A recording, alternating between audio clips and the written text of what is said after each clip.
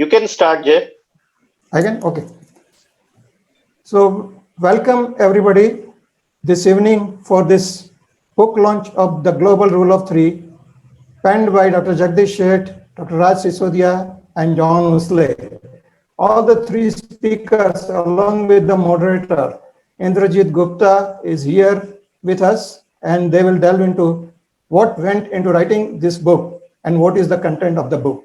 Let me introduce you to Professor Jagdish Sheth, who is a Padma Bhushan 2020 awardee by Government of India, the highest award for any NRI in education and literature category.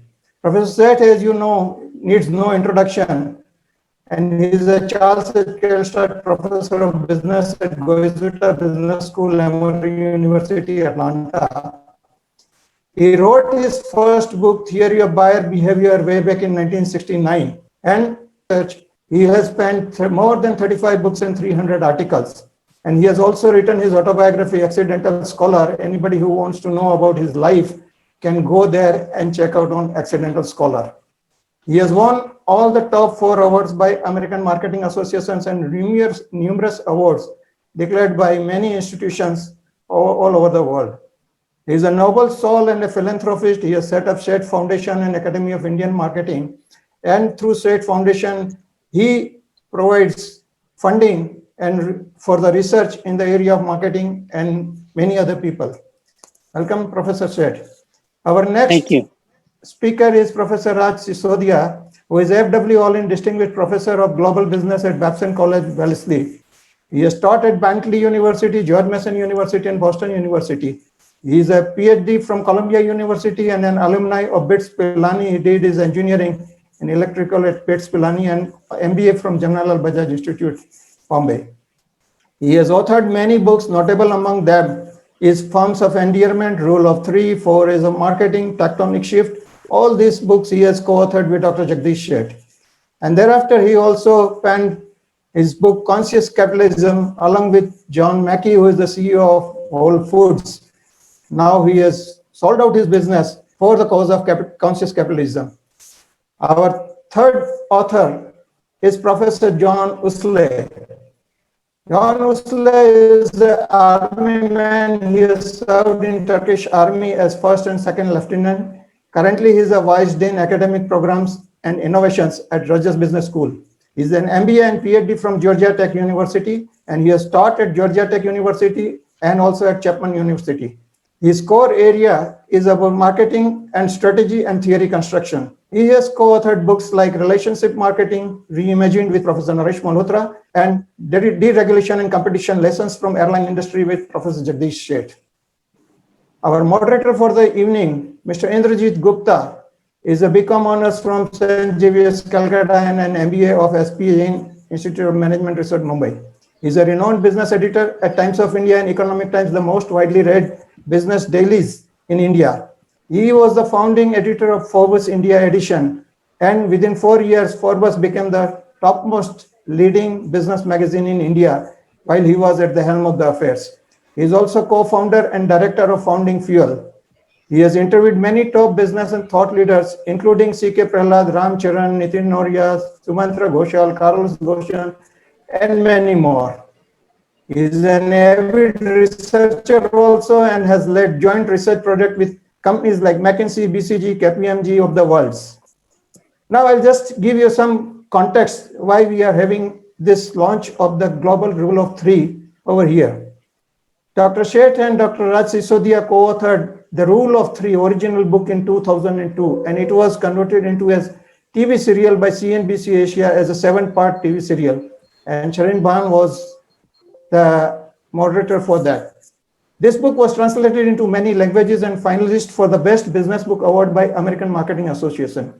In 2003, again, Dr. Sheth and Dr. Raj Sodia joined hands and come out with Forms of Endearment, How World-Class Companies Profit from Passion and Purpose.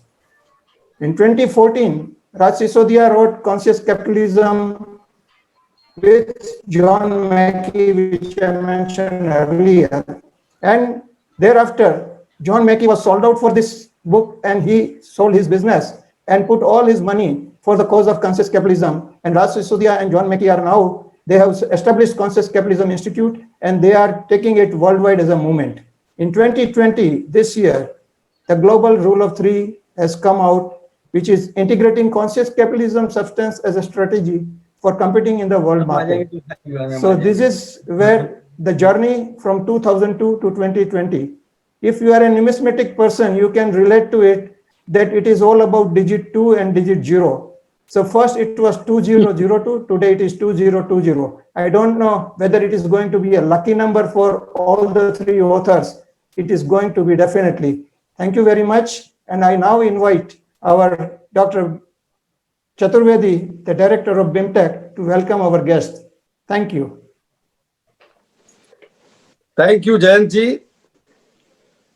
On behalf of the organizers, BIMTech, Academy of Indian Marketing, NHRDN, ILM University, Gurgaon, and Founding Fuel, I extend a hearty welcome to our esteemed panelists for today. They are very eminent people. All of them are connected with Professor Jagdish and Seth. And Professor Seth is an institution in himself, and everybody attending today's book launching is connected with him, and through the book launching, we have been meeting with each other. This is not the first time that his book is being launched, and we are all attending it. The global rule of three, competing with conscious strategy, is on a very fortunate kind of opportunity for all the management educators, that when there are plenty of problems before the business world and management education, we have a very good book on strategy, and it is a fusion of the idea of conscious capitalism. Professor Jagdish Seth has patronized all of us by setting up Academy of Indian Marketing, and anybody who has sought any help from him, guidance from him, he has always been very much willing, and he has guided us. I remember always that his connect with all of us is wonderful, and we are grateful to him for providing all guidance during last so many years. Hearty welcome to Professor Jagdish Seth. We are known to so many management educators in North America, Europe, through Professor Jagdish Seth. One of them is Professor Raj Sodia, and he is part of the fraternity associated with Professor Jagdish Seth. He has been working with him, and we met him around 13 years back in a conference organized by BIMTech on marketing, and we could know about his ideas of conscious capitalism, which has become a worldwide phenomena. And in India also, people are taking notice of this wonderful thought that capitalism should have a human face. I welcome Professor Raj Sodia. I also welcome Professor Can Usle. First time we are meeting him, and I can assure him that now you are known to all Indian B schools leaders as a pupil or a friend of Professor Jagdish Seth. So we will recognize you instantly whenever we meet you. Now I would like to welcome Mr. Indrajit Gupta also, who is a session moderator, and he is a wonderful co-founder of a wonderful portal on management, that is Founding Fuel. And I tell you that for last 2 years, I have been checking every Sunday religiously what is new on Founding Fuel. He may not be knowing. Then I select a few articles or interviews and circulate among the faculty members of BIMTech and Birla Global University. With these two institutions I am associated. So I welcome Mr. Indrajit Gupta. I would also like to welcome some very eminent people who are attending this book launching function. Professor Rajan Saxena, who has been a very renowned management academician of the country. He has been connected with Professor Seth, as I have said, that anybody who is working in management education, he has some connection with Professor Jagdish Seth. So I welcome deans, directors, vice chancellors, and I would like to mention Mr. Anil Rai, who has been also very close with Professor Jagdish Seth, and he has founded so many institutions, including IIL University. So I welcome all of you, sirs, and I can say that this occasion is providing us to know Professor Jagdish Seth great contribution in management education. Thank you.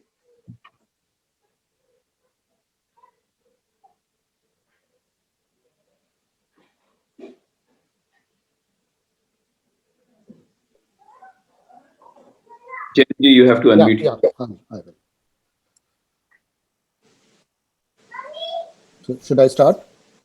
I invite Indrajit Gupta to take over the stage and start the proceedings of the evening. Everybody is waiting for the same. Okay. Thank you, Indrajit. Thank you, Jayant. Thank you, Professor Chaturvedi, for the very warm and kind words. It's a real pleasure to be among so many friends, old and new, this evening. And it's truly a privilege for me to be anchoring this conversation with Dr. Sheth, Jagdish Seth, Professor Raj Sodia, and John Usley. And I've known Professor Sheth for now over 2 decades. I've known Raj Sisodia and his work on conscious capitalism, and I've got to know John Usley more recently. And I'm really looking forward to this conversation because, as Professor Chaturvedi mentioned, the contribution that each of them have made to the advancement of management thought and ideas is phenomenal. So, and this is an important piece of work given the fact that we are emerging out of perhaps what has been an unprecedented year in 2020, with hopefully much more renewed hope as we look forward to 2021. So this is an important conversation where we get an opportunity to listen to 3 really superb scholars and learn from that experience. So the way that this conversation is planned, before I dive into that, I noticed that there is a very interesting audience that has kind of joined us from all over the world.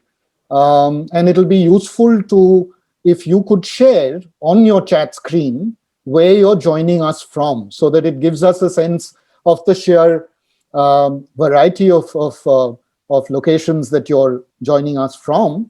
And we'll also invite you to keep this conversation interactive. And share your comments as well as questions. And we will try and kind of pick up a few during the course of the conversation as we move from one section to the other and ask the eminent panel to take the questions, right? So do keep those questions coming in. Do tap into the chat box and share where you're joining us from. Say hello because it's a community that we're trying to, I'm guessing, stimulate and build, which is interested in serious work of this kind. So very quickly, there are 3 sections that we're going to kind of cover. First, in section 1, I will request the 3 co-authors to really help us understand the context for this new work, the global rule of 3. Because as we heard, the first book, which did extremely well, Rule of 3, came out in 2002. Almost a decade, 2 decades have passed since then. So we'll try and understand the past and what has happened since then that will help us connect with the present.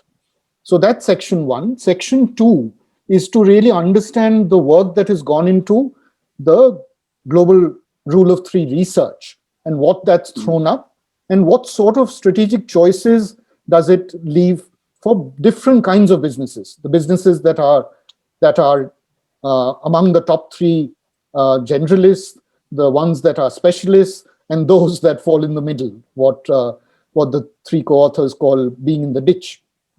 So ditch dwellers as well. So that's a section that we will try and understand a little more deeply from them, what the research really tells us. The final one is very simple. We're obviously interested as practitioners and as thought leaders, academicians, in terms of what are the implications of the global rule of three? What does it mean for us as leaders in business and academia, right? How do we position our business? How do we compete?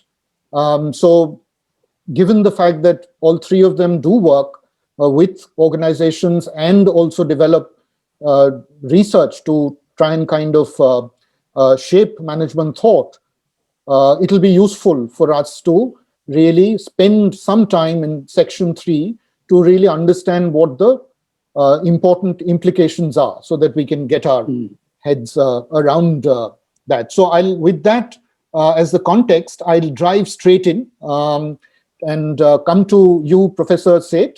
I know a lot has changed in the 2 decades since Raj and you wrote the Rule of Three in 2002. Tell us a little about how what has really changed, and for the benefit of people who may not necessarily know everything about the Rule of Three and the Global Rule of Three, if you could give us a short background as well and build on what has changed in the last 2 decades. Over to you, Professor Sheth. Thank you, Indrajit. So nice to have you as a moderator. I admire all you have done at Economic Times, Times of India, and other places that we know each other. So thank you. The original idea of this rule of three, specialist and generalist, actually came when I was doing research for AT&T. One of the AT&T divisions was consumer products, and they had 1,800 retail stores, as opposed to coming to your home and installing the phones. Idea was that people come and it'll reduce the cost by $100 million. In that research, I went to look at Radio Shack. Radio Shack was one of those specialty for people who did their hobbies, built things on their own, and Radio Shack was the benchmark.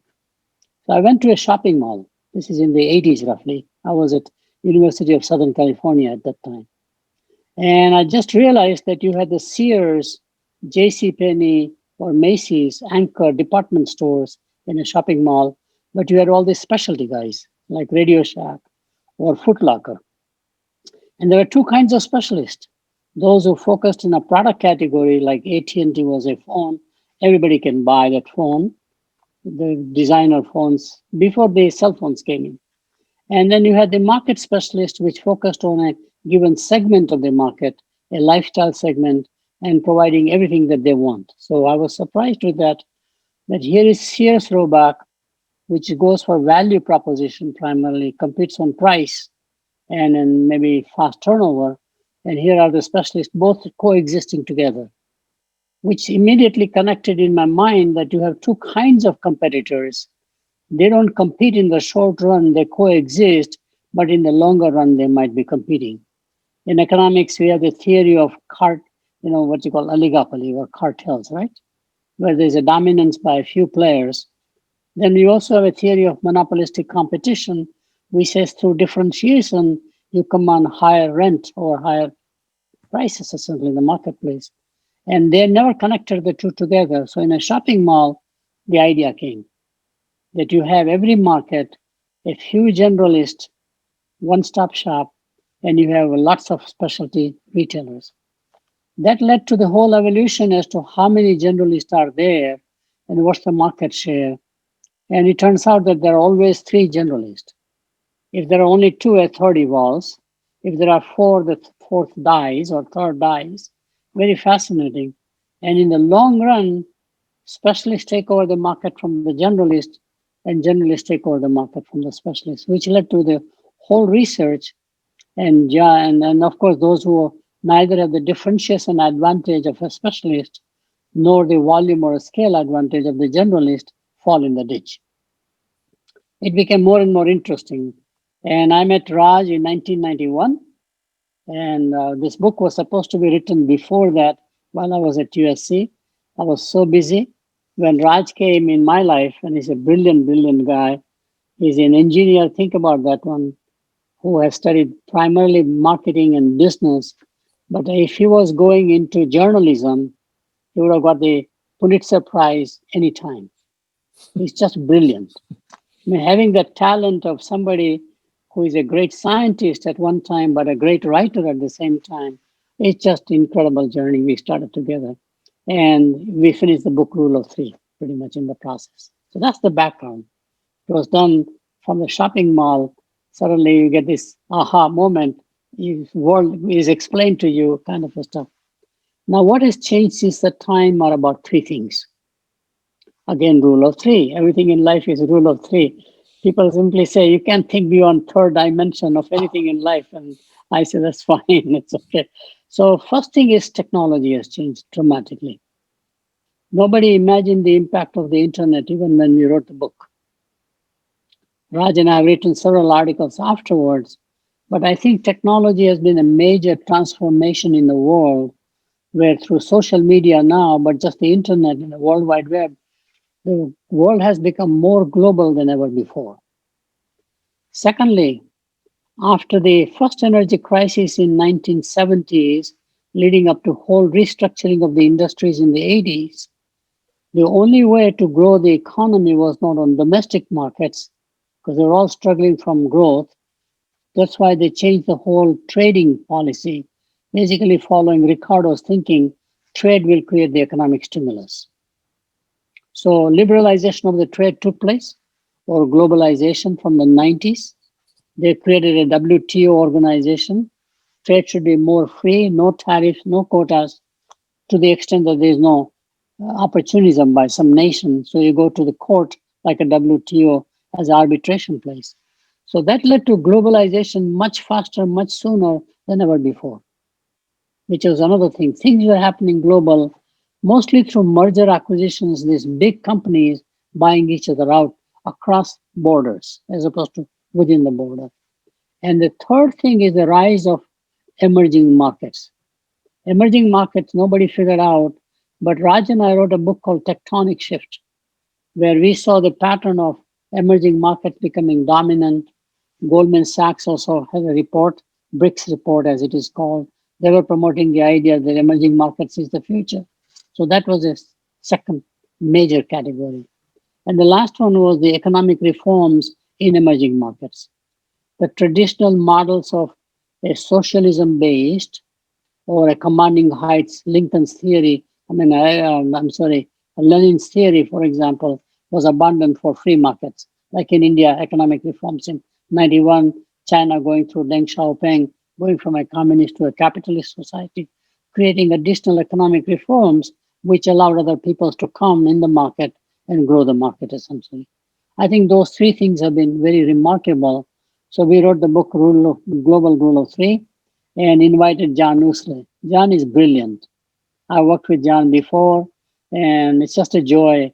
Like Raj, being a military guy at one time, doing other stuff in his life, he writes so well, and we work very well together. And John did a lot of work on the globalization side on this book. Long background, but I hope it's okay. This is useful, Professor Sheth. So thank you for that. In fact, I wanted to kind of dive a little deeper to really understand how the three of you collaborated on this book. I know it took some time. You mentioned that to me when we were chatting about it before this session. But John, you want to come in at this stage to talk about your involvement, and I'll then go to Raj to hear his story as well on how this book took shape. And I know it took some time, so just give us your sense of your personal anecdotes, really, that might Sure. give us some sense. Thank you, Indrajit, BIMTech, and everybody involved for the opportunity. So I guess the question is really, how come did you get so lucky to be able to work with these preeminent scholars? And that's a fair question. So I'll begin with the punchline, then I'll tell the story. So the punchline is, I was at the right place at the right time. Or rather, I can say that I was nearly at the right place at nearly the right time. So basically, here's the story. I was in the middle of my studies, my PhD studies at Georgia Tech in Atlanta, and I found out that Emory University was starting a PhD program in marketing, a brand new PhD program. So when you hear that Professor Sheth is offering a seminar in marketing, you find a way to take it. So I did. In fact, I had to interview to get into his class, but that's a separate story, but I managed. So I think it was a couple of months into the semester, Professor Sheth took about half an hour to discuss the rule of three. The book basically had just come out. but I got to hear the theory firsthand from the professor. And I was amazed. It was fascinating. It was simple, but yet so powerful. It had so rich implications, managerial implications, strategic implications, marketing implications, financial investment implications. The list goes on. So I was amazed by it. Alas, I couldn't do anything about it because my PhD topic was already set. And actually, I was fortunate that later on, Professor Shed served on my dissertation committee. But as he always said, of course, a good dissertation is a done dissertation. So I had to get that out of the way and publish my first few articles. But it was always in the back of my mind because nothing had been published in the top journals about this very powerful theory. So when it was time, I started to think more and more about it. In fact, I discussed it with my colleagues at my first institution. My colleague next door was in finance. So when I told her about the theory, she initially didn't believe me. Right? There was some counterintuitive aspects to it. So her attitude was more like, in God we trust, but everybody else must bring data.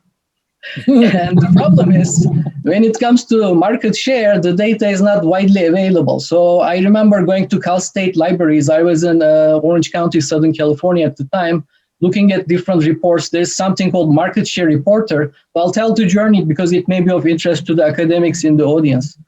And the data was coming from multiple various sources. It wasn't consistent, very patch-like, but it was enough to put together some initial preliminary analysis, which actually I presented in Informs Marketing Science Conference in Singapore. And it was kind of embarrassing because that's the conference where usually people use the latest cutting-edge methodologies. And here I was using t-tests. But the paper was well received nevertheless because the results were so interesting. And also, more importantly, it was enough for me to convince my colleague next door. And as it turns out, she was actually quite the wizard in the CompuStat database that financial scholars often use. And the CompuStat database had, of course, public data available for sales of all publicly traded companies, as well as their financial performance in detailed, basically, aspects of it.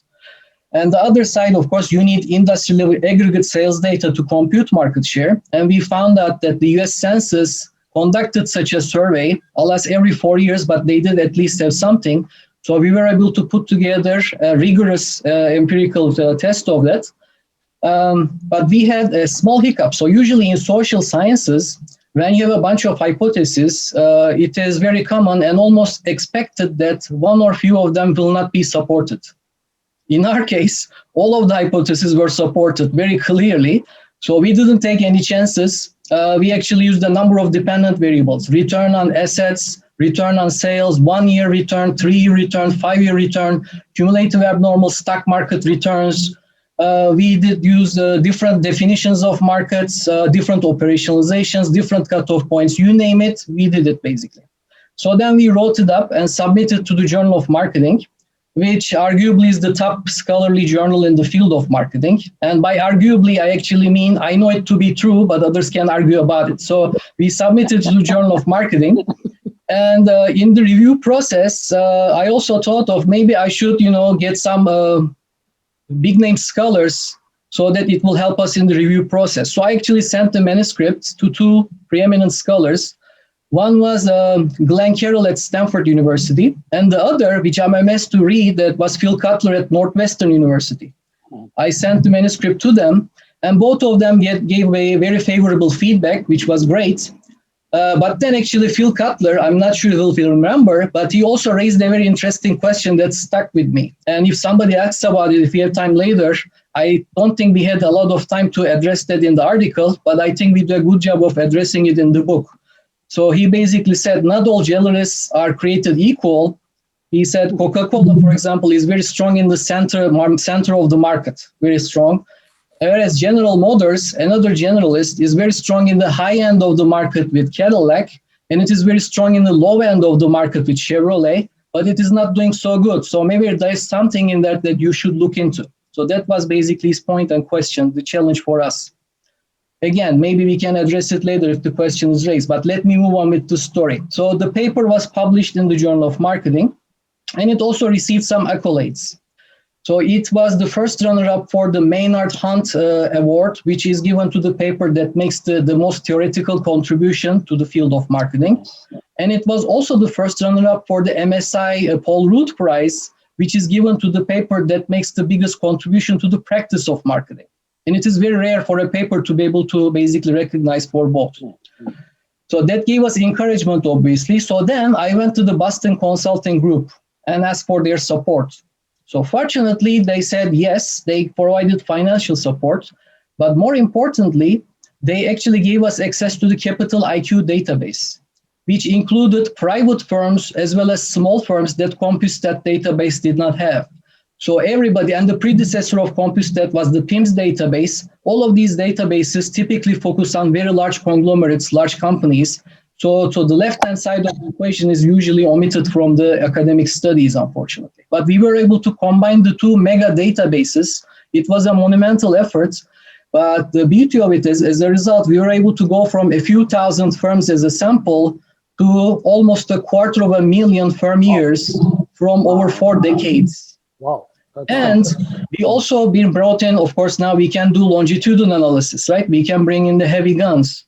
And we also adopted a methodology called multivariate adaptive regression splines, also called MARS, which basically is a machine learning tool that can look at exact specific relationships of functional forms. So you can actually see where the specialist range ends, where the ditch begins, where the generalist range basically begins. And you can beautifully see that in the plots that this tool generates. So we basically worked on that paper. And subsequently, we also applied the rule of 3 using market share elasticities. Again, over and over, decade after decade, industry group after industry, it's the same result, very strong, very powerful, and it is there. So to recap, I was nearly at the right place, at nearly the right time, but I should also, of course, take my quotas on the empirical side of the rule of 3 research. So Ayça Altıntı, my next door colleague of finance, she is now at Claremont Graduate University. And then Bob Windsor, who was actually a professional student at University of Southern California. He's at Loyola Marymount University. Our methodological wizard, Kate Carnucina, who brought in the MARS technique. She's now dean at Mills College in Northern California in the Bay Area. And Martin Reeves from the Boston Consulting Group. He's actually senior partner and head of the Henderson Strategy Institute for the Boston Consulting Group. So I have to thank every one of them. And that is basically my story of how I got involved. I did a lot of extensive research in the area. No, this is most useful, John, because you know, I think what you focused on are some very important themes, and which we would want to pick up in the last section, which is basically in terms of what it takes to build a research-based culture, right? And you spoke about networks, you spoke about collaboration, you spoke about looking at very strong empirical databases to bring the rigor and relevance that we seek from research, so that management really shapes practice, right? So these are very important things. So thank you for that. I'll move to Raj. Raj, I just want to draw you in here because we've known each other for a while now, and I know you spent the last almost 10, 12 years giving shape to the conscious capitalism movement. But you were, with Dr. Sheth, really the moving force behind the original rule of 3. And you've witnessed a lot of some fairly interesting trends from your vantage point as the mover and shaker of the whole conscious capitalism movement, which we heard about. What would you kind of, what is your story on this book project? What would you define as the core purpose of the book and why it's important in today's context? Raj?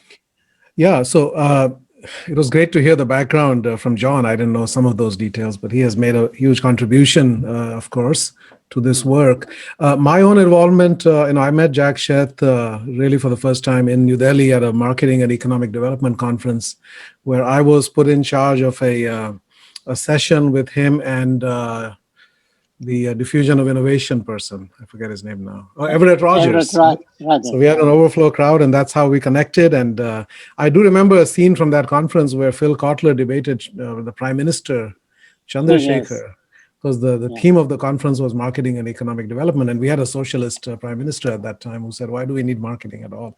So it was a fascinating time. And for me, I would say my real business education, even though I already had my PhD and MBA, it really started then as I started to work with JAG for the rest of that decade. I mean, I learned far more in that process. And then we had this book project that we wrote a bunch of papers and other things, but Jack said, there's a book, and I had never written a book. And I said, oh God, I don't know if I can do that. That just seems like overwhelming, right? And I really had writer's block.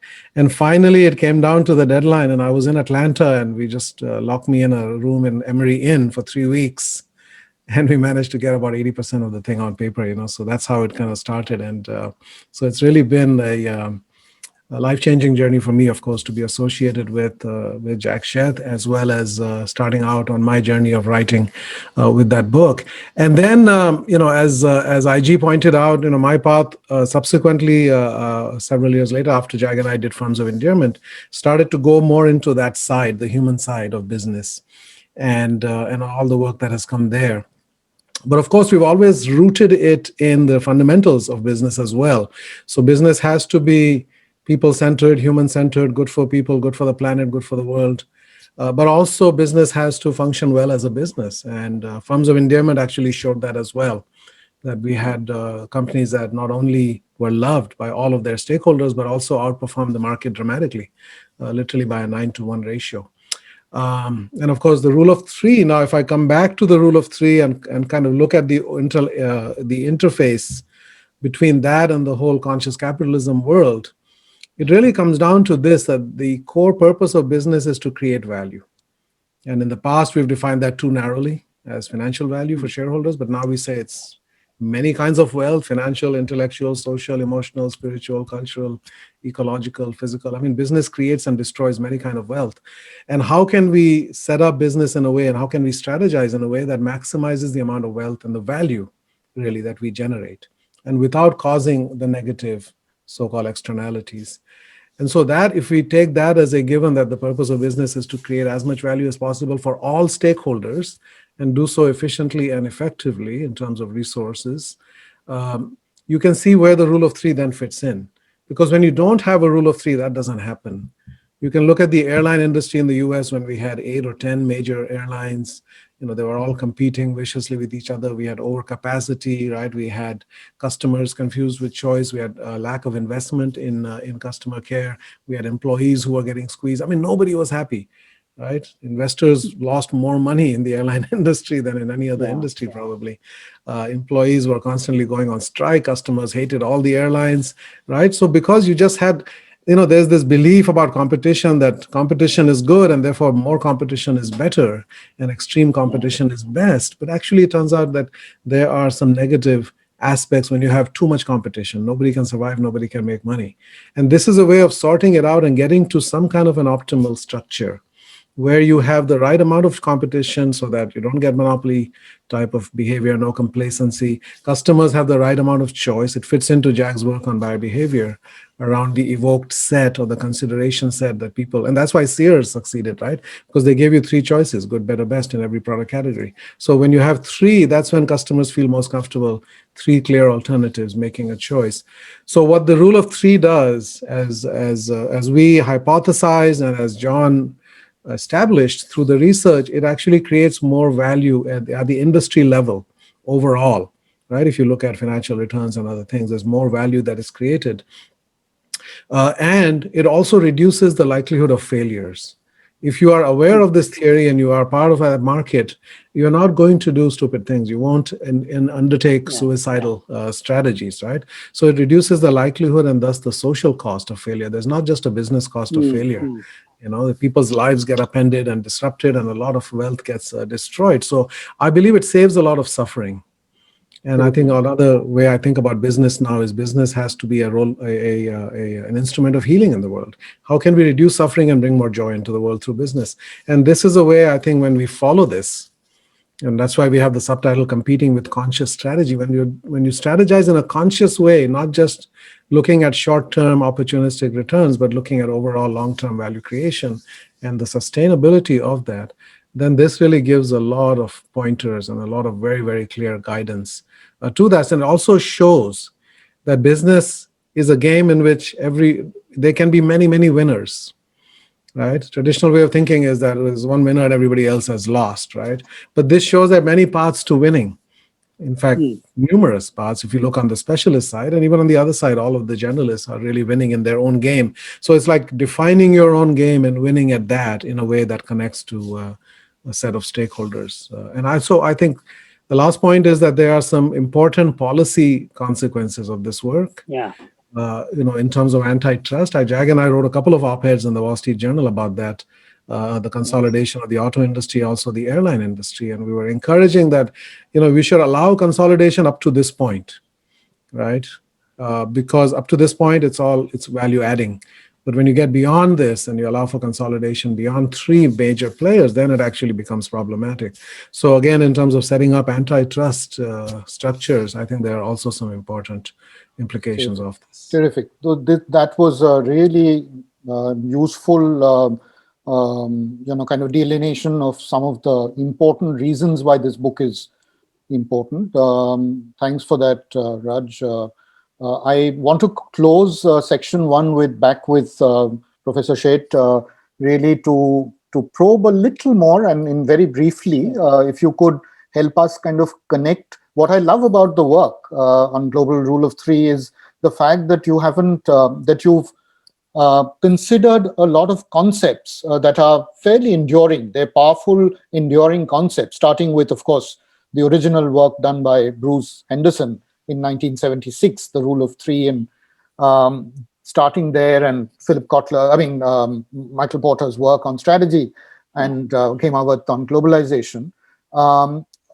Professor Sheth, what do you see as what were the enduring ideas in your mind that have stood the test of time, so that we don't run the risk of throwing the baby out with the bathwater? Because sometimes we kind of rely on fads that come and go, but the really good ones don't necessarily die out that easily.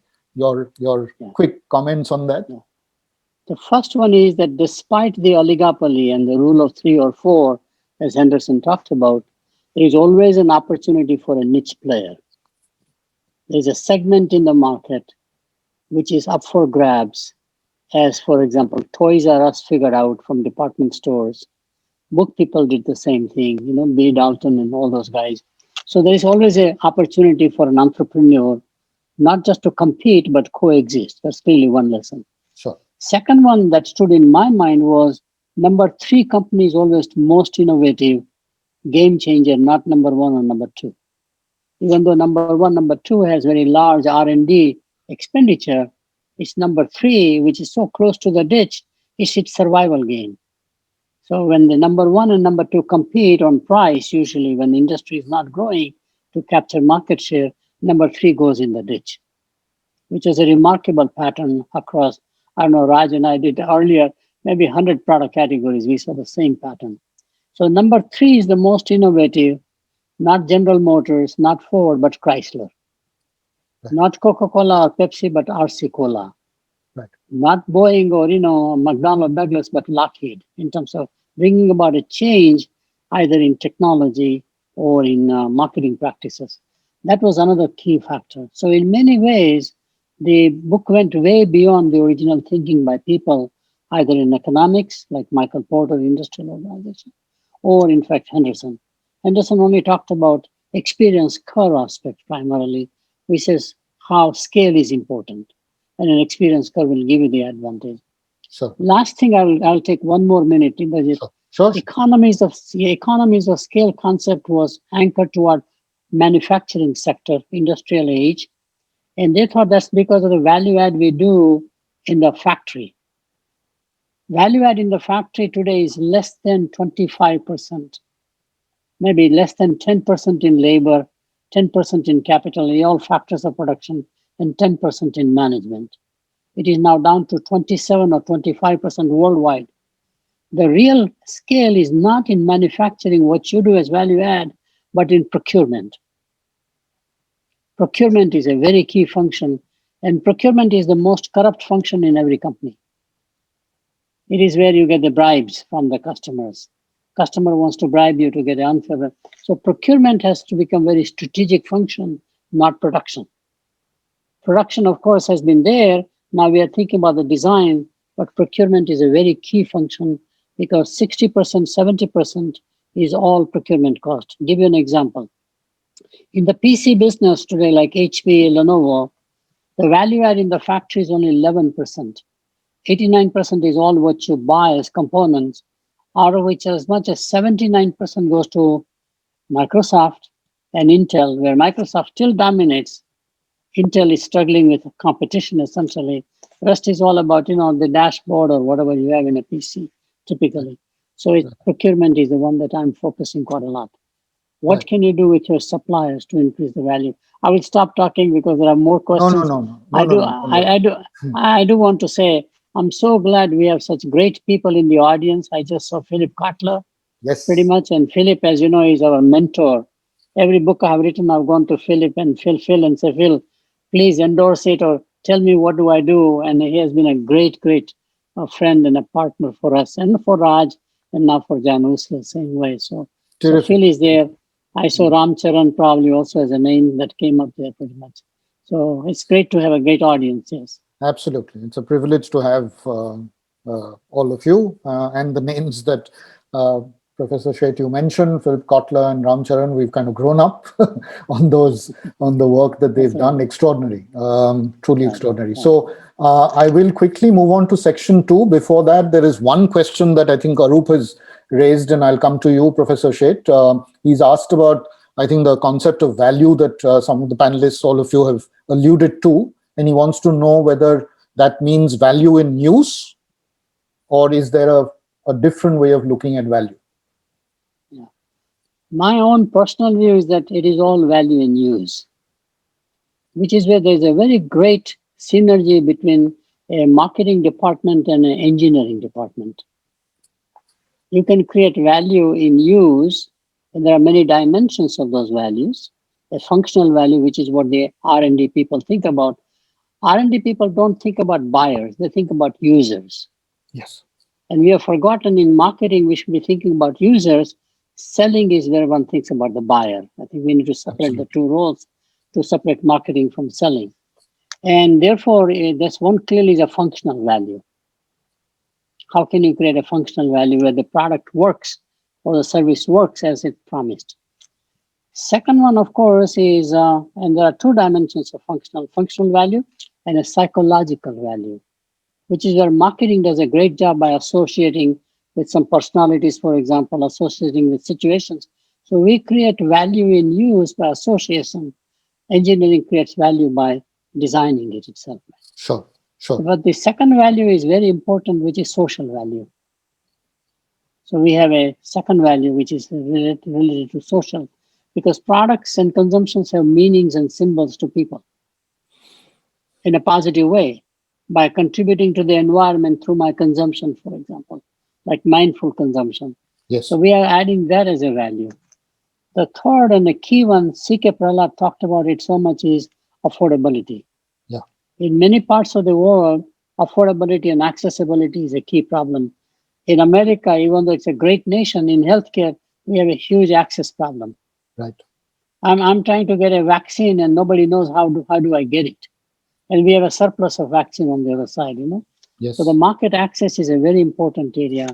And those are the three key values: functional value, social value, accessibility, affordability. And last one I would add, I think for the first time, based upon Raj's thinking quite a lot, I think corporations have to take accountability. Raj and I wrote a book called 4 A's of Marketing. Yes. And one of the A's is really accountability. I mean, companies should stand up and basically say, I'm responsible, rather than use the court system to delay any judgment, pretty much. So to me, that's one more. Terrific. So I'll thank you for that. That was brilliant. I mean, I'll move on to section 2, where we're trying to really go a little more deeper and really look at and unpack the research that has gone into the global rule of 3 and what it's telling us. And I'll go to you, John, to really help us pick maybe one favorite example from the industries that you've studied, Pick anyone and tell us what are the patterns your research has kind of identified and what did you find? Maybe Of in a couple course. of minutes. Yeah. So I think the textbook example of a global rule of three industry would be the global tire business. But before I tell more about it, let me pose a challenge to the audience. So I have a question. Which tire maker historically has been the most innovative one? So arguably the most innovative tire maker in the history of the industry. So think about it. Maybe whoever types the correct answer in chat box first, we can give them a copy of the book. I don't know if that's possible. And let me give some clues. So this company was founded in 1870 in Akron, Ohio, which arguably is the tire capital in the world. By arguably, again, I mean, I know it is true, but others can argue otherwise. And then this company in late 1800s founded the first research lab of the industry of anyone. This company came up with the first rubber reclamation process, which became the standard of the industry. In fact, the tires of this company was on the plane of Charles Lindbergh when he flew over the Atlantic for the first time. So the Spirit of St. Louis was the name of his plane. The tires were made by this company. And when later Charles Lindbergh complained that he was worried about icing as he was flying over, this company came up with the first de-icing mechanism, which was adopted on his plane later. This company invented synthetic rubber, which was key for the US war effort, because during World War II, US was cut off from the natural rubber supplies. So without this company, the war may not have been won. This company invented the tubeless tire. In fact, when NASA started sending astronauts to space, they contracted this company to build the spacesuits that the astronauts wore. So I don't know what answers we got. If you basically guess Goodyear, you would be wrong. But if anybody typed in BF Goodrich, you would be right. So BF Goodrich. Okay. And interestingly, however, BF Goodrich also recognized, so when Michelin came in with the radial tire innovation, then of course the competitive war in the United States market got very intense. There is Goodyear historically, then there was Firestone, and when the two got in competitive war, price wars, BF Goodrich found itself in the ditch, even though it was the most innovative number 3 player, as the Professor Shet mentioned. So BF Goodrich struggled for a while. As innovative as it is, it couldn't get out of the ditch organically. So, and they reconsidered. They figured out that their core competency was not tire manufacturing. It is specialty chemicals. So, and by the way, the margins in the tire business are very thin. It's about 3 to 4% in OEM business, very low and very competitive business. In fact, one of the founders of the tire manufacturer said the Detroit wants their tires black, round, and cheap, and they don't really care if they're black or round. So that's why basically they were really going for lower and lower prices, eating into the margins. So BF Goodrich said, why am I even bothering with this? So they actually exited. They divested the tire side of the business, sold to Michelin. And the brand still exists today, but it is owned by Michelin essentially. And BF Goodrich became gradually a pure aerospace player. They grew, and in 2012, when actually United Technologies bought them, acquired them, their market cap was 6 times the size of Goodyear. They started from a fraction of Goodyear, and when they exited about 2.5 decades later, they had 6 times the cap of Goodyear. But let me come back, of course. So Michelin comes into the United States, but of course, Japan has Bridgestone, which then acquired Firestone, who had quality problems, couldn't adapt to the radial revolution. So that was the formation of the rule of 3 in the United States, and then also globally. So right now we have Bridgestone number 1, we have Michelin number 2, and Goodyear's number 3. But we actually have a chapter at the end of the book where we make, of course, predictions for the future of different industries. We think that, for example, Apollo from India might as well challenge Goodyear in the next decade. And they already own Cooper Tire of United States, by the way. Apollo owns it. Another competitor could be ZC from China. China could also be a major force in the future. And so this is a dynamic rule, but it is very much predictive of the future. That's terrific. That was very, very interesting. Some of the stories. I don't know if someone got the right answer. Rahul can tell us. And, I think somebody did. Yes, oh, yes. Yeah. terrific. Zubin did Zubin. that. Right? Okay, terrific.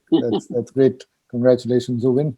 And I'm conscious of the time, so Professor Sheth and Raj I'll come to you as well. Very quickly, I know the book has many other industries where you found the same phenomena really playing out, the global rule of three. Do you want to kind of pick up one each, your favorite examples, and just spend a minute very quickly telling us what to look for when people read the book? Professor Sheth Raj? first, yeah, or Raj. Oh, okay. Raj, Raj, Raj. Raj, you go. Okay. Well, there are so many, right? I mean, the book is full of Yeah. these stories, and the stories are so interesting and quite dramatic, actually. So, Yeah. business is a place of high drama. So the one that I think everybody originally associates with the big three is the auto industry. That's right. Right, that's where the big three came into the language in a way. People thought of General Motors, Ford, and Chrysler as the original big three, and that was thought to be the exception. But as Jag has shown, that is actually the rule. And so, if you look at how that evolved, the auto industry in the early part of the last century started, as most industries do, with a bunch of different people trying to come up with their own designs and their own standards and their own ways of doing things. So there were literally hundreds, as many as 500 startups, car companies that existed at one point. And each one of them had its own unique way. You couldn't, if you drove one car, it didn't mean you were able to drive another car because they were so different. So then, of course, what you needed was some standardization and some degree of efficiency because there was no economies of scale the way it was happening. So that's a formula for rapid consolidation and exit. So a lot of those companies, of course, die, right? So over a 30-year period, that 300 literally went down to 3. And you had GM, Ford, and Chrysler that emerged. And then you had some specialists like AMC and Studebaker and others. And at that time, it was really a national level industry. There was not a lot of globalization that happened. But that started to happen more, especially in the 60s and 70s when the Japanese started to recover from World War II and started to come in with their smaller, more efficient cars. And then the fuel crises of the 1970s really raised that to a much larger segment in the market. So Toyota and Honda started to come in. That's in a way those tires from Bridgestone, etc., came into the US through those cars as OEM. And so then you started to see shifts happening in the structure. And you started to see initially a pattern emerge where we had the big three in the US. The European market, since it was not integrated at that time, typically tended to have a rule of 4. You typically had the big three. You had Germany, you had France, you had England, and then you might have a fourth player from either Italy or Spain or one of the other countries, right? So you had GM, Ford, Chrysler, you had Renault, Peugeot, Daimler-Benz, Fiat, Volkswagen, etc.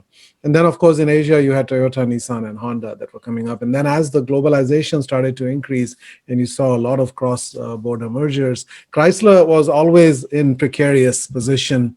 One of the fundamentals of the theory is that those who are closest to the ditch are the most likely to fall into the ditch from either side. So number 3 is a precarious existence, and the larger specialists are in a precarious existence because they're losing their specialty nature by becoming too large. And rule of 3 on the other side, they can't compete on scale with the bigger volume players.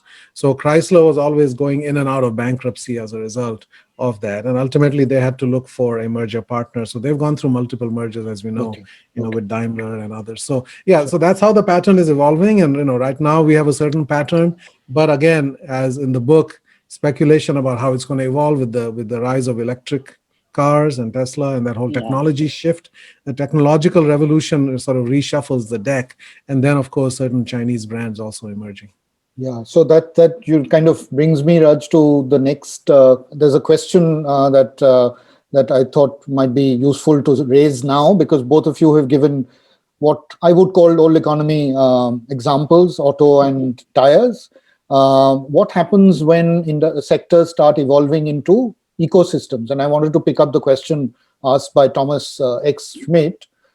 He's asked, how does the rule of 3 apply in sectors where companies are becoming ecosystems, such as Apple, Google, and Amazon? Are they the 3? Professor Sheth, do you want to take that? Sure.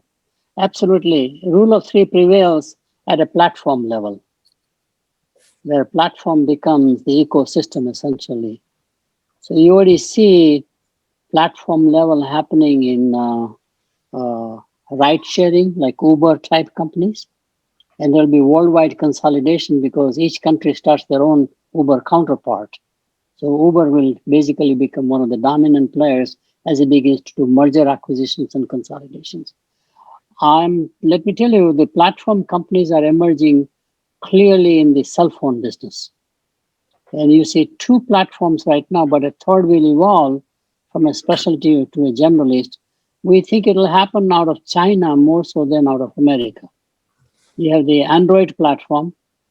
You, of course, have the Apple platform. I'm watching more interestingly the next thing, what is happening. Every industry is going to go for shakeout mergers. Streaming is the biggest change right now. And again, you'll see three major platforms in streaming surviving. Either they have a technology advantage or a content advantage, one or the other. We are watching that right now. So I think in the new industries coming in, the ecosystem concept is better in the following way. And I did a lot of work on this one for Texas Instruments, by the way. The notion is that at one time we believed in the industrial age, vertical integration is good for you. You invent, you design, you make, you sell, and you service it. In the new system, it says licensing is a better opportunity. You invent something and immediately you license the work to create what we call a de facto standard, which is what Android did very well at Google, which is where Google does very well in the search engines in many ways. Rather than block out the competitor, you basically co-opt with them. So it's a cooperative, competition with cooperation kind of stuff. So we are watching that a new paradigm may emerge where the licensing may become more mainstream industry, which is very much like collecting royalties, subscription, etc. And that may be the key model that may emerge in the future. So ecosystems, same phenomenon will happen. You will have the large three major ones.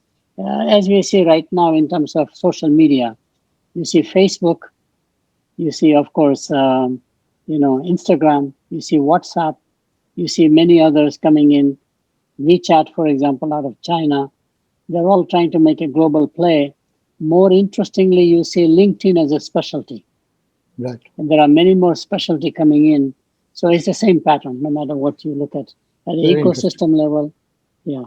There's If another I may, go let on me further. quickly add one more example. We Sure. discussed the tires, then Raj brought in the automotive. Let me give a contemporary example that uses both. So food delivery platforms, right? Yeah. So this is basically 5 years old. This sector, this entire food delivery is 5 years old, but the rule of three is already here.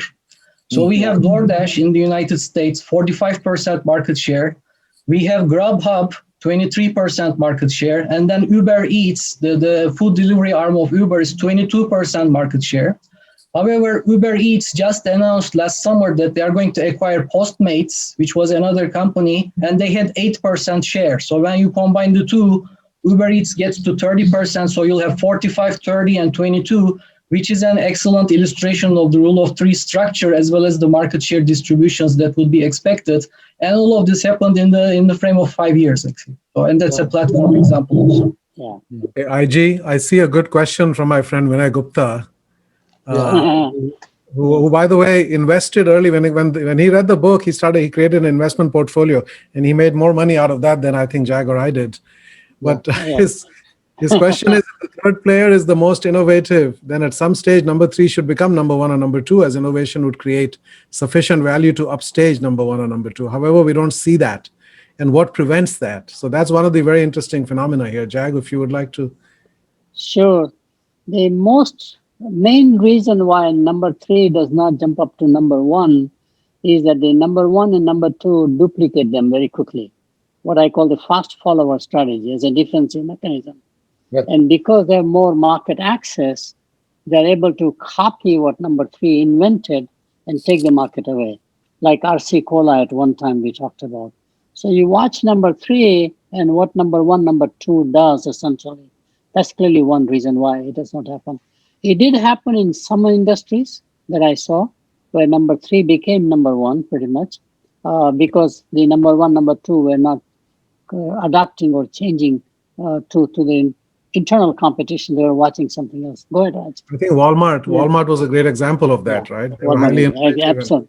Kmart Absolutely. and Target, I think, at the top did not respond adequately. So Raj, Absolutely. thanks for spotting that question. It's a lovely one. There was one more from Vamesh Chovatia, and he's making the point about these illustrations in the case studies that you talk about are post facto, they're post mortem, really. But if you were to look at it from an investing lens, right, how would you use this template for professionals who are in the investing business to recognize who will end up in the ditch and who will thrive? I think it's a very interesting question. I thought one of you could take it. Yeah. I think from an investing lens, there are three separate opportunities. The biggest opportunity is really mergers, acquisitions of very large scale across borders. Auto industry still is in the process of getting rule of three on a global level. So right now, Volkswagen dominates as number one. You have Toyota number two as a group. Then there's a whole drop now. We don't know whether GM can survive or Ford can survive without consolidation. So if you have big boys like Goldman Sachs or, those very large scale merger acquisition people, clearly it gets you into merger acquisitions as a field, any industry. Second one is the other extreme where there may be always a new technology, especially an internet digital technology like fintech, generates opportunity for somebody who will coexist as a niche player. So venture capital market is very good for that. In fact, in India, IDG Ventures that Sudhir Sethi started identified those niche companies who are almost transformative in many ways, like Myntra or Flipkart, for example, etc. In a place where, so that's clearly second major area. The third one is the most interesting one. There are so many players in the ditch in an industry change that takes place. And how can you take all the ditch dwellers and put them together, take them out of the ditch? Consolidate. And usually it's a way of what I call, I do advising, a roll-up strategy. As a private equity guy, you pick up one of those companies, good management there probably, and you make sure that in a very quick succession, you begin to acquire more and more ditch dwellers, which are very much bottom of the barrel, kinds of valuations. You can pick up quite a lot and you rationalize them properly. And either reposition them as a niche player on the left side of the curve in our chart, or become one of the generalists in the process. As Uber Eats just did, as Jan just mentioned, for example. So those are the three key merger acquisition opportunities right away in every industry. And the other one, of course, is where the industry starts, as Raj mentioned, in automobile. So right now it's happening in streaming services. There will be many, many companies jumping in.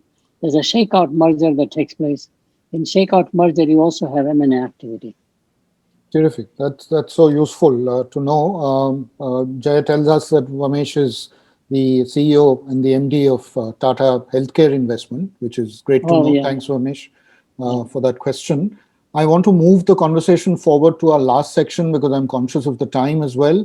And it's an important section where a lot of people who are joining are leaders in business and academia, and understanding the implications of your work will be very useful. Yeah. And I want to pick up the question that Sridhar has asked, which is that there are many examples of your study, and what you've talked about is US centric, but both you and Raj, Professor Sheth, have done work on emerging multinationals. Chindia and all your work around globalization is significant. So he asks, how do you see the role of Southeast Asia, China, and MENA play in the coming decades? What would it mean for leaders? And you've been on the Wipro board as well for so many years, and associated with G, which is something that he has asked as well, saying that does the rule of three apply to a G? So both ends of the spectrum, people joining from the US will be interested. What do multinationals have? What sort of a play do they have in these markets, in our markets here? And multinationals, Indian multinationals like Wipro, what can they now do? And what are you finding? Clearly, in the new global rule of three, sees the three largest markets, especially consumer markets, are China number one on purchasing power parity basis in terms of GDP, US number two, and the third one, of course, is India. India is pretty big in terms of markets. So we believe that rule of three will end up in terms of one company from India, one company from China, one company from America. India is a more strategic and less likely, but one from China. And here are the key examples. Lenovo today is like number one, number two in PC business, competing with HP. So here is an emerging economy that has done very well. Higher in appliances. Number three, GE sold it to Haier, for example, the appliance part of the business. I can give you about a dozen examples from China where the number one or number two company actually is. To me, Alibaba will be a global player. It's a matter of time, wherever they are allowed to by law, essentially. And Alibaba is much, much stronger than Amazon in terms of its capabilities, for example. They do kinds of things that we have not even imagined possible. WeChat, another platform, the same way. I can give you an example. So clearly one. Out of India, many of the basic industries we are doing very well. So if you take the Aditya Birla Group, it is already number one in carbon black. In flat aluminum sheet as a subcategory of aluminum, not aluminum production, but value add on aluminum ingots, as they call it, it is almost number one or number two through the Novelis acquisition in America, which added about $11-12 billion, you know. In India, the same thing is happening within India in the retailing sector, especially with Flipkart now coming in properly, Amazon competing, and the third one might be Reliance now, it looks like, you know. One can easily see the articulation. So I think rule of three on a global level means that emerging markets, multinationals, will become global. Not just India and China, by the way, but you take Mexico, Grupo Bimbo actually owns more flour mills in North America than anybody else, which is the largest market. You take a Brazilian company, which is really a 3G essentially, buying out both beer companies, two biggest beer companies in America, Budweiser and Miller. Miller was bought out by SAB from South Africa, and then they merged together. And interestingly, so Budweiser is gone, Kirin beer is gone out of, you know, out of Japan, for example. These are all large companies. So it basically says that the emerging markets will emerge as one of the top three players. What happens to, so clearly, and I can go on, but we can just stop here. Sure. So I wanted to kind of bring in John, and I know, Raj, you have another commitment. So at some stage, you just let us know. I know you have another meeting to attend. So we might go on for a few more minutes. So please feel free to let us know what works. So John, I wanted to bring you in the global rule of three. What does it mean for businesses that don't want to play in the global arena or want to just stay local and regional? Right. So they always have the option to be healthy, viable specialists in their defined markets. They can be market specialists, they can be product specialists. And I'll give an example that everybody in the audience probably knows. Anybody with a business degree knows about Southwest Airlines. If you think about it, Southwest started as an intrastate carrier within Texas. Then after deregulation, they grew and became a national carrier. But they never, even though they are now number two in the United States, they never became an international carrier. Right. So they have some international flights, but you can go to Grand Bahamas, Nassau, Belize, the places you'd like to go for vacation, not business. But they don't have international flights to any commercial destinations. So they are basically a specialist at a global level, and they are doing very well. Another example from my home country, original home country, Yıldız Group is basically a food manufacturer, specializes in biscuits. It is currently the number 3 biscuit manufacturer in the world. Later, then they bought on chocolatier Godiva, that everybody may know of. They own Godiva chocolates. Then they bought United Biscuits to become number 3 in the world. And basically, therefore, after Mondelez and Kellogg, they are number 3, and they are competing also with another brand you might know, Parley. So in the biscuits markets, they are basically competing aggressively as that specialist. So that's another example. In the narrowly defined market, you can be a very successful specialist. But now, of course, Yıldız grew out of it. They now have global aspirations too. So they want to grow and become a generalist in some sense. So that can be, of course, a struggle to convert oneself from specialist to a full-line generalist is usually a challenging process. No, this Yeah. is very, very interesting. Raj, I'll come to you essentially around you spoke about the implications that the global rule of three has for leaders in business. You spoke a little about that. Would you like to kind of dwell a little more on how you see this kind of fundamentally changing in the way firms are led and managed going forward, and what the pandemic may have taught us, really? Because it has exposed a lot of the fault lines. Some would argue that it's as much an opportunity.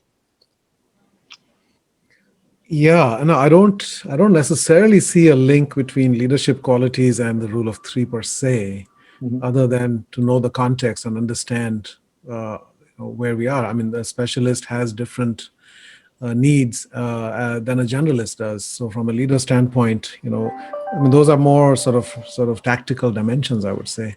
Okay. So I think the questions you're asking are more general beyond the rule of three. Okay. Okay. And I will have to leave in a few minutes. Sure. So Thank you apologize so for much. that, but I want to thank you.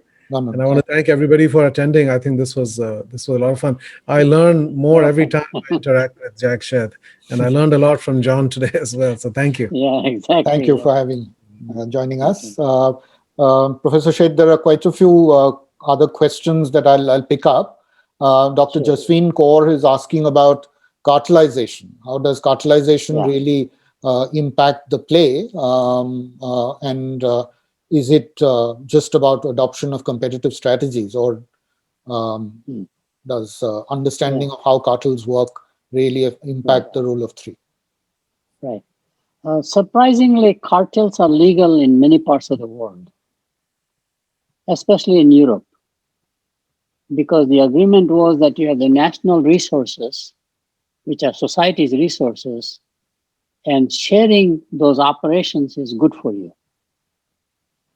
So cartels, only place where they are really illegal or regulatory lens is put is mostly in the US. US monopoly laws, because of the abuse that was taking place, primarily blocking everybody else to come in.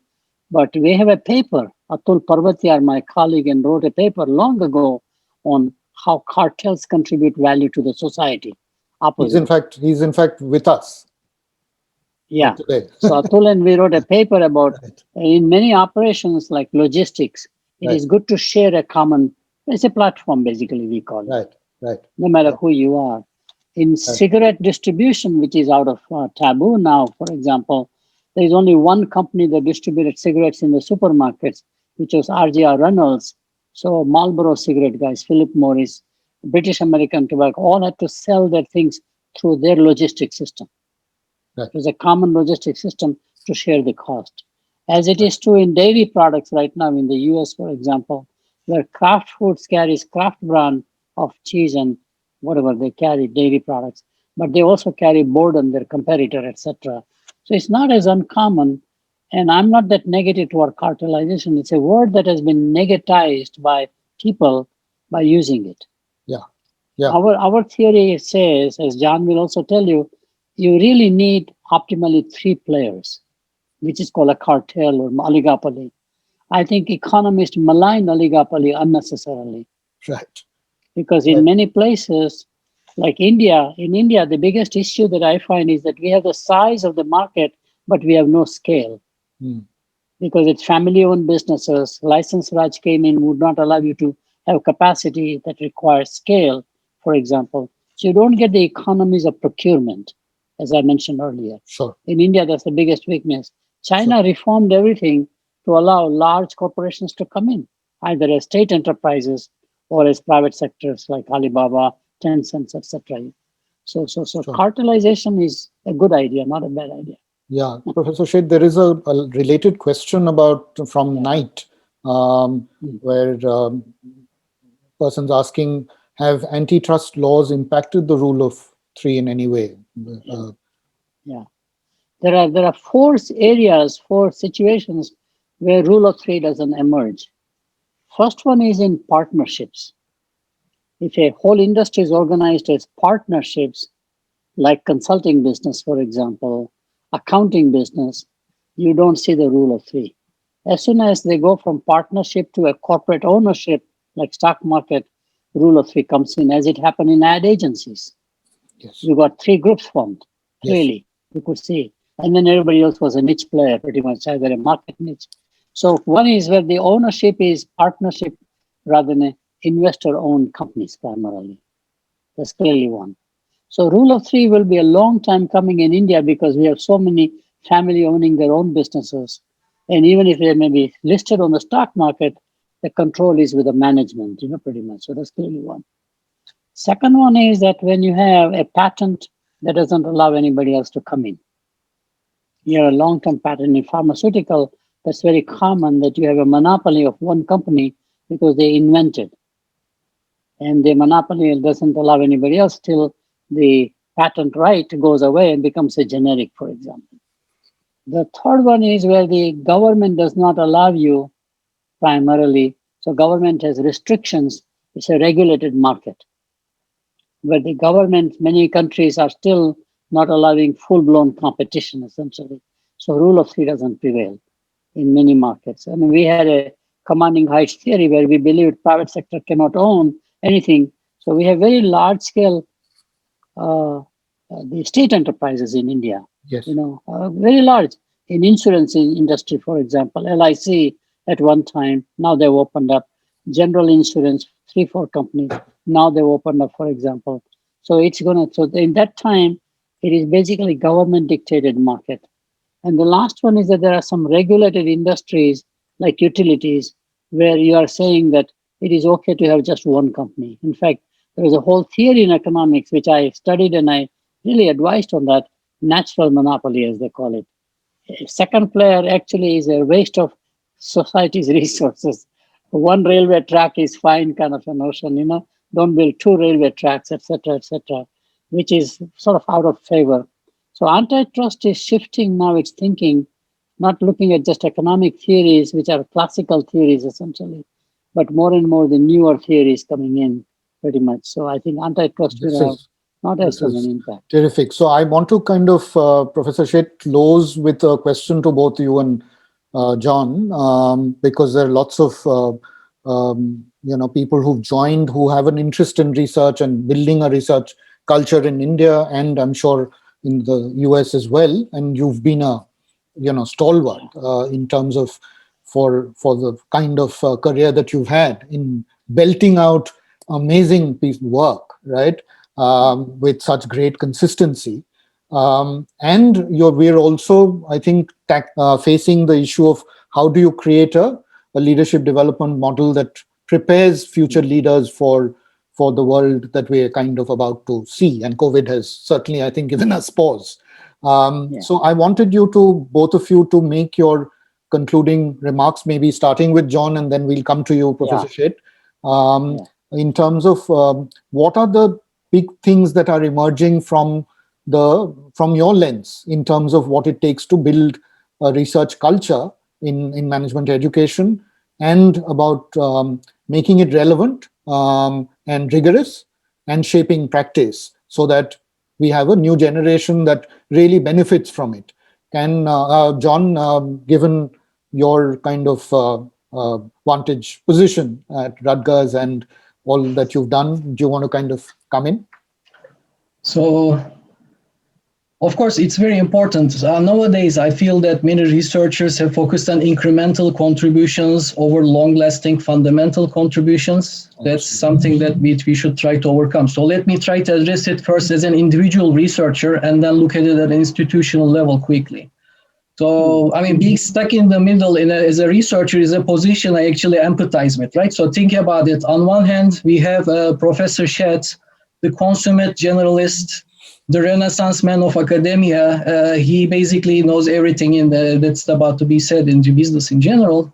And on the other hand, we have Raj Sodia. He's focused on some very interesting topics. He's basically the Ferrari of conscious capitalism. So as a scholar stuck in the middle, what do you do? Of course, I could try to learn about different topics, become broader in my scope, right? It would take time. I could try to do this organically, but that will take a long time. But you should rather build coalitions, right? Research teams, essentially, that have strengths in different areas So you can get strengths together and make the fundamental contribution that you couldn't be able to do otherwise individually. Of course, as a stuck in the middle researcher, your other option would be to downsize and specialize. Literally speaking, my wife would prefer the former because it might mean that I have more time for family and the kids, and I would also lose weight in the process through downsizing. But of course, that is the other option, that you can specialize in a narrowly defined research topic and make bigger contributions in that avenue of basically path. And then as an institution, I think the choice is somewhat simple. You basically have to decide, are you a specialist or are you a generalist? So think about it. Our neighbor here, I'm in New Jersey, our specialist neighbor here is called Princeton University. Yes. The total enrollment at Princeton is about 7,000 to 8,000 students. My university is the State University of New Jersey. We have close to 80,000 students here. So it's a 10 times basically scale difference. And we have basically programs in every area you can think of, from the social sciences, the humanities, to the advanced topics, nanotechnologies, and so forth. We have everything you can think of. So then you have to act based on your strategic choice. If you're a specialist, you will make your decisions accordingly. If you're a generalist, you will make your investments accordingly. And talking about market share, if you're a generalist, unit share may be more important than revenue share for you, but is absolutely essential if you're a specialist that you should focus on your revenue share. Terrific. No, that was brilliant. Professor Sheth, do you want to kind of talk about the business school of the future and what you see as some of the things that people ought to be thinking about? If you had a magic wand, what would you change? Yeah, I think the fundamental change is to discard the old regulatory framework of how we evaluate educational institutions' contribution to the society and how individuals can contribute to the institution. We have a legacy of the British system. The British system legacy was that you have a University of Bombay, University of Madras, whatever they were in that time, and those universities level will be a few people doing research, and all the colleges belonging will be teaching colleges. Right. So the focus was on teaching and training either professional people like engineers, accountants is a very old technique, but the accountant goes back so many years. In the early days, every place accounting, commerce began to be evolved. I think the new thinking, it says that that is only the teaching role, and that can be delegated to junior colleges essentially. Can you become research oriented, and where the research is something that faculty is very interested in. So how do you create a culture of research primarily? And there are 2-3 mechanisms. One mechanism is that you have to have industry contribute toward capital for research. One of the biggest weaknesses in India is that we don't have corporations with strong R&D departments. When I was an advisor to Bell Labs or an advisor to Tech Center or General Motors, you have to see the scale of R&D investment in traditional industries, and now you can see the same in Silicon Valley. So in many ways, as we have new education policy coming in, the national education policy, allowing institutions to come in, their corporations have to come. One of the biggest things is these corporations generate Nobel Prize winners as good as any university. Okay? So keep that in mind. So I think we have to have that corporate R&D funding academics. Absolutely. Besides the government. And of course, now we have the National Research Foundation as a proposal.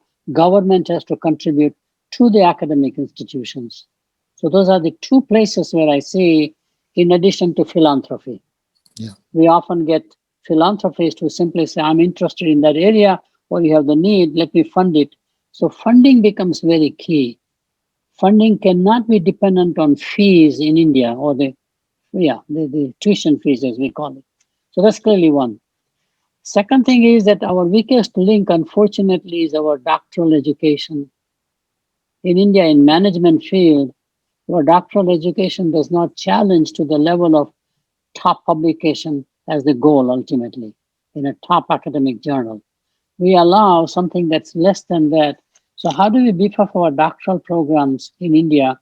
Because we have the size, number of doctoral students involved in management alone, and I'm focusing on management. In engineering, it is happening a little better now. It is happening much better in chemistry and physics and theoretical physics, especially math and computer science. But how can we make our doctoral programs comparable to research-driven universities worldwide? That's very important. That's right. So to me, that will generate next generation of scholars who have begun their journey from a research perspective rather than from a teaching perspective. We can go on and on. Yeah. There's Sure. a time No. problems around. I fully understand. This has been a fabulous conversation. Thank you both, and of course, Raj, for sharing your perspective. It's been brilliant. I mean, for me, it's been an enormous learning opportunity, and we have to thank the audience also for some very interesting questions. But I think I'll be amiss if I don't invite Professor Philip Kotler to perhaps share a few words in the end, because it's a privilege that he joined. If he's still there, then we would really appreciate if he can share his perspective with us. Professor Kotler, would you need to unmute Jay and Rahul? Is he there? Rahul? I think he's not there. Okay, he's left. Okay, I'm sorry. So, but it's a privilege to have all of you join us and ask such great questions. I wish we had a little more time, but I think hoping that we can keep this pot boiling. These conversations don't need to end with a webinar. That's my experience been with Professor Sheth. He's always available on a call or an email, and he responds so promptly, even at the energy is amazing. And John, it was privilege, I think, listening to you and to the research that you're doing. And Raj as well, he's been a lightning rod in the whole conscious capitalism movement. And it's been... Thank you so much for the opportunity. Yeah. Thank you again. And I've had enormous fun working with Rahul at BIMTech and with Jayant. They've both been so enthusiastic, but I think, and it's a lovely community to have to do this with. So without much ado, invite. Sorry. Can I? Yeah. Indrajit, can I? Please. My last comment, buy the book, okay? It is Amazon #1 or #5, whatever it is. Make it #1 for us. Yes, absolutely. Bring an India edition, that will be better. Yes, absolutely. I was coming to that. That would be great. Yeah. So I'd like to invite the Deputy Director, Dr. Verma, to kind of come in and propose a vote of thanks. Dr. Verma. Thank you, Mr. Gupta. Respected Professor Jagdish Sheth, Professor Raj Sodia, he has just left actually, Professor Kanu Slay, Mr. Indrajit Gupta, practicing leaders from world of business and academia from India around the world, BIMTech Director, Dr. H. Chaturvedi, esteemed faculty members from different institutions, research scholars, and dear students.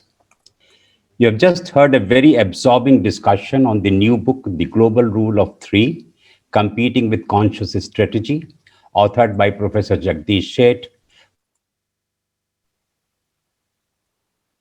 Professor Raj Sodia, and Professor Kanu Slay. The book reveals and illustrates the global rule of three phenomena, which stipulates that in the competitive market, only 3 companies can dominate the market. The book provides the evidence of the rule of 3 coming up, and it is irrespective of the type of industries and the geographical locations. The book reveals on what future could look like, how industries evolve and grow, and how the margin-driven niche players take competitive position globally. The book also suggests on how to meet growing competition globally, particularly from the multinationals, from the emerging economy markets like China and India. The book explores the courses of consolidation of global markets and the consequences of being governed by the rule of 3.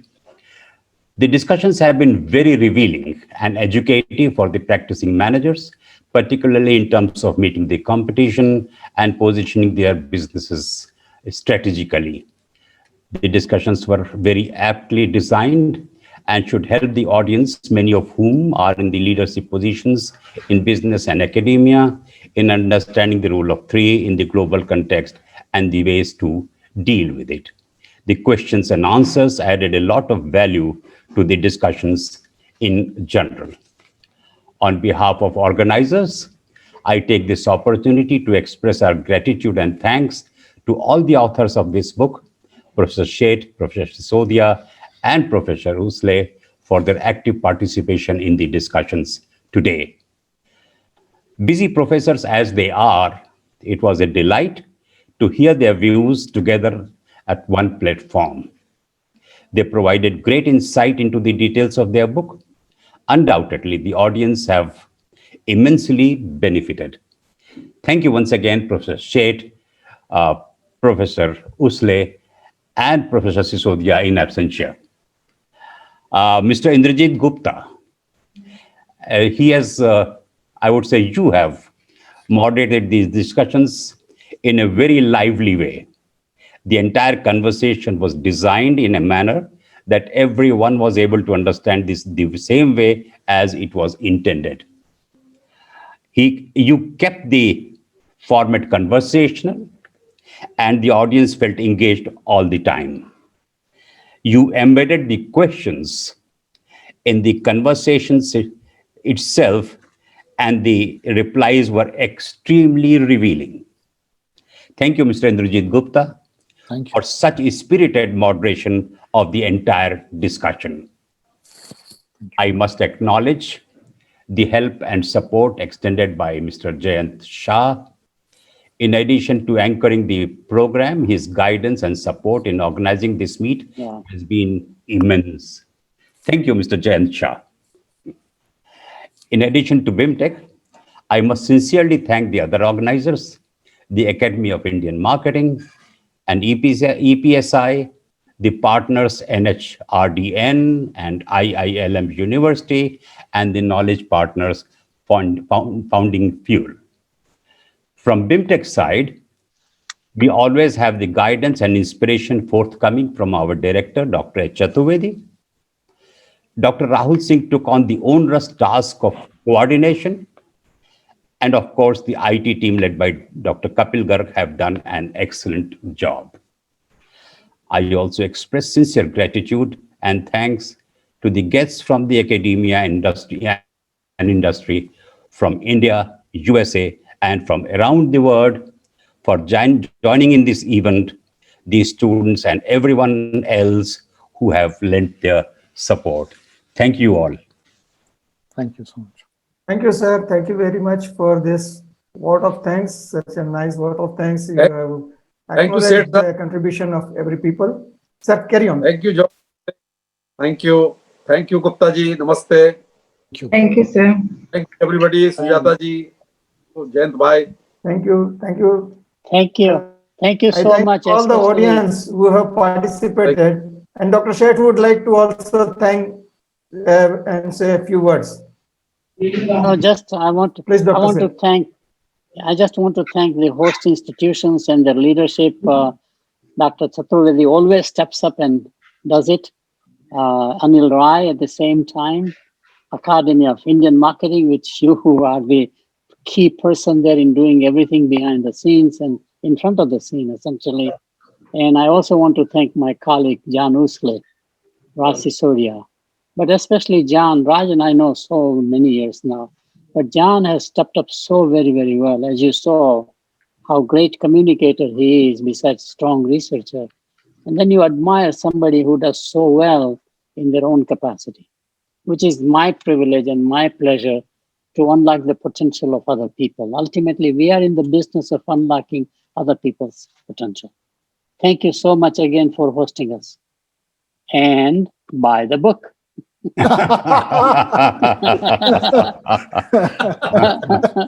It has also been a privilege to collaborate on the book with you, Professor Sheth, and also with Raj. And also it has been a pleasure to participate this evening with you. Thank you very much.